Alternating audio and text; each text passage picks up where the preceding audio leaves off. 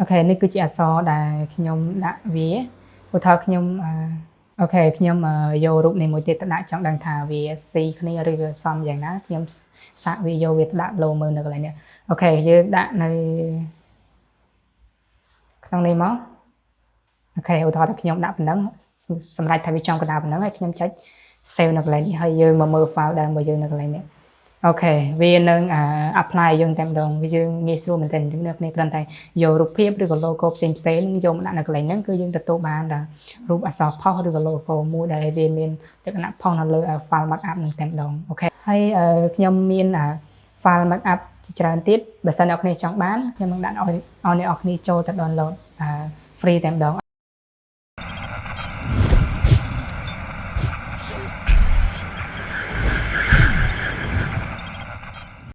បាទជំរាបសួរក៏ដូចជាសួស្តីអ្នកគ្នាជួយមើលបាទ Seth សូមស្វាគមន៍មកកាន់វីដេអូថ្មីរបស់ខ្ញុំបាទផងដែរនឹងអ្នកគ្នាវីដេអូហ្នឹងគឺខ្ញុំធ្វើវីដេអូមួយទៀតហើយគឺទាក់ទងនឹង Photoshop ប៉ុន្តែវីដេអូហ្នឹងគឺខ្ញុំអត់បានចែករំលែកទាក់ទងទៅនឹងការធ្វើឬក៏លក្ខណៈហើយហ្នឹងហើយវីដេអូហ្នឹងគឺខ្ញុំគ្រាន់តែបង្ហាញអ្នកគ្នានៅ file មួយដែលយើងហៅថា file markup ដែលយើងប្រើប្រាស់នៅក្នុង Photoshop តែម្ដងជាធម្មតា file ហ្នឹងគឺយើងបានមកពីការ download តគ្នាឬក៏បានមកពីយើងទិញឬក៏អ្នកខ្លះគាត់ចេះធ្វើខ្លួនឯងទៅហើយគាត់ដាក់ឲ្យគេ download free ឬក៏ចែកទៅកាន់អ្នកគ្នា free ផងដែរហ្នឹងអ្នកគ្នា file មួយហ្នឹងគឺជា file ដែលខ្ញុំបានទិញមេរៀនរបស់គេឬក៏ហ្នឹងហើយជា file ដែលខ្ញុំបានទិញហើយហ្នឹងហើយអ្នកគ្នាគឺ file markup អ្នកខ្លះក៏គាត់ស្គាល់ហើយអ្នកខ្លះក៏អត់ទាន់ស្គាល់ដែរអញ្ចឹងខ្ញុំមកចែករំលែកនៅក្នុងវីដេអូមួយហ្នឹងផងដែរហើយហ្នឹងហើយនៅក្នុងវីដេអូហ្នឹងគឺយើងខ្ញុំមាន file ខ្ទង់ជា4ទៅ5ដែរអញ្ចឹងណាហើយគឺខ្ញុំយកមកបង្ហាញអ្នកគ្នាបាន1ឬក៏2នៅក្នុង file មួយហ្នឹងអូខេតោះសម្រាប់អ្នកគ្នាដឹងហើយគឺអត់អីបើសិនអ្នកគ្នាអត់ទាន់បានដឹងតើ file ហ្នឹងជា file អីឬក៏យើងប្រើប្រាស់របៀបណាទេខ្ញុំនឹងចូលទៅបង្ហាញអ្នកគ្នាក្នុងកុំព្យូទ័រតែម្ដងអូខេតោះ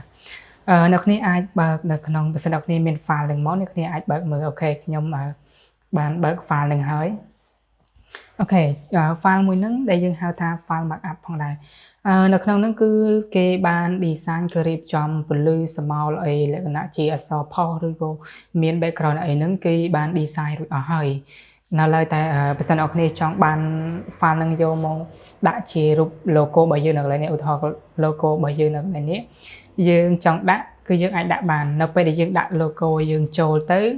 ហើយវានឹង logo របស់យើងហ្នឹងវានឹងបែងវានឹងប្រែក្លាយជារូបលក្ខណៈរបៀបនេះបានន័យថាលក្ខណៈផុសនៅលើ background ឬក៏ file markup មួយនឹងផងដែរអូខេតោះកុំឲ្យខាតពេលវេលាយូរខ្ញុំនឹងចូលទៅបង្ហាញអ្នកគ្នាបើសិនអ្នកគ្នាមាន logo ក៏ដូចជារូបភាពអីហើយអ្នកគ្នាអាចdouble click នៅលើរូបខាងលើនេះផងដែរអូខេនៅកន្លែងនេះប៉ុន្តែមុននឹង double click ខ្ញុំទៅចូលទៅយក file មួយដែលខ្ញុំបានធ្វើប៉ុន្តែអាហ្នឹងវាមិនមែនជា logo professional ទេខ្ញុំអាហ្នឹងខ្ញុំគ្រាន់តែធ្វើដើម្បីបង្ហាញថាយើងអាចដាក់ logo របស់យើងចូលបានហើយដាក់អក្សរហ្នឹងចូលបានផងដែរនៅក្នុង file markup មួយហ្នឹងអូខេតោះខ្ញុំចូលទៅយក file របស់ខ្ញុំខ្ញុំចាំបានដូចអូខេនេះខ្ញុំ right click ហើយខ្ញុំខ្ញុំបើកវាអូខេនេះfile ហ្នឹងខ្ញុំបានធ្វើដែរប៉ុន្តែខ្ញុំមិនបដោតទៅលើការធ្វើឲ្យវាស្អាតឬក៏របៀបណាទេខ្ញុំគ្រាន់តែធ្វើដើម្បីបង្ហាញអ្នកនរគ្នាអូខេដំបូងអ្នកនរគ្នាមិនចូលមកក្នុង file នេះfile ផ្សេងៗនៅខាងក្រោមនេះយើងអត់ប៉ះពាល់អីទេបើសិនអ្នកនរគ្នាចង់កែក៏កែទៅបើសិនអ្នកនរគ្នាអត់ចង់កែទេ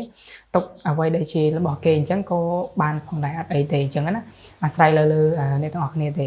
អូខេឥឡូវយើងចូលទៅដាក់ logo យើង double click នៅលើនេះមកនៅកន្លែងនេះវាមិនឃើញកន្លែងនេះមែនអត់អ្នកគ្នាអូខេយើងចូលទៅយករូបភាពរបស់យើងដែលយើងចង់ដាក់នឹងយកមកដាក់នៅក្នុងនឹងអូខេខ្ញុំយករូបនេះរូបនេះជារូបដែលខ្ញុំ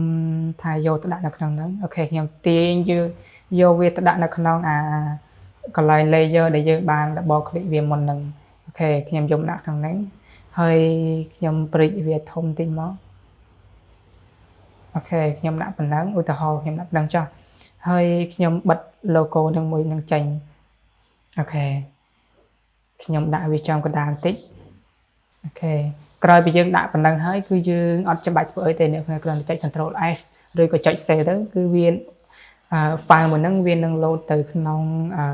នេះបើយើងតែម្ដង load នៅក្នុងfile នេះតែម្ដង file ដើមរបស់វាអូខេអ្នកនេះដល់ពេលដែលយើងចុច save មកfile ហ្នឹងវានឹង load ចូលមកក្នុង markup នឹងតែម្ដងគឺធ្វើឲ្យ logo ក៏ដូចជាអក្សររបស់យើងហ្នឹងគឺវាមានលក្ខណៈផុសផងដែរអូខេអាហ្នឹងយើងអាចធ្វើងាយៗបាននៅក្នុងហ្នឹងគឺវាអត់មានអីសាមញ្ញទេនៅកន្លែងហ្នឹងអូខេក្រោយពីយើងបានប៉ុណ្ណឹងហើយយើងមើលបើសិនបើយើងថាគិតថាវាចំកណ្ដាលឬក៏ចង់សំនៅអ្វីដែលយើងចង់បានហើយអូខេតើអ្នកគ្នាអាច save ហើយយកទៅប្រើប្រាស់បានហើយអក្សរនៅកន្លែងនេះគឺអ្នកគ្នាអាចកែដូរពើអីបានធម្មតាដូចនៅកន្លែងនេះអីអញ្ចឹងណាហើយអាចទៅសេព័ត៌មានថែមទៀតនៅលើនឹងផងដែរយើងអាចកាត់លេខថ្មីហើយយើងទៅសេអក្សរហ្នឹងទៅវាជាការស្រេចដល់អ្នកគ្នាមួយទៀតគឺខ្ញុំចូលទៅបង្ហាញមួយទៀតដូចជាខ្ញុំមានរូប logo នឹងមួយទៀតអូខេខ្ញុំបិទអានឹងចេញអូខេនេះគឺជាអក្សរដែលខ្ញុំដាក់វាឧទាហរណ៍ខ្ញុំអូខេខ្ញុំយករូបនេះមួយទៀតទៅដាក់ចង់ដឹងថាវាស៊ីគ្នាឬក៏សមយ៉ាងណាខ្ញុំសាកវាយកវាទៅដាក់លោមើលនៅកន្លែងនេះអូខេយើងដាក់នៅក្នុងនេះមកអូខេយើងអាចព្រីកមកហើយយើងអាចបិទពួកនឹងចេញបានណាសិនយើងដាក់តាអ្វីដែលយើងចង់ដាក់អូខេឧទាហរណ៍ថាខ្ញុំដាក់ប៉ុណ្ណឹងសម្រាប់ថាវាចំកណ្ដាលប៉ុណ្ណឹងហើយខ្ញុំចុច save នៅកន្លែងនេះហើយយើងមកមើល file ដើមរបស់យើងនៅកន្លែងនេះអូខេវានឹង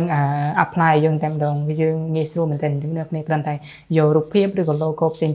យកមកដាក់នៅកន្លែងហ្នឹងគឺយើងទទួលបានរូបអក្សរផុសឬក៏ logo មួយដែលវាមានលក្ខណៈផុសនៅលើ file markup ហ្នឹងតែម្ដងអូខេអាហ្នឹង file markup ទី1ឧទាហរណ៍ខ្ញុំមាន file markup មួយទៀតចុះខ្ញុំយកមកបង្ហាញអ្នកគ្នាហ្នឹងហើយឧទាហរណ៍ខ្ញុំមាន file នឹងមួយទៀតអូខេខ្ញុំយក file នឹងមួយទៀតចុះ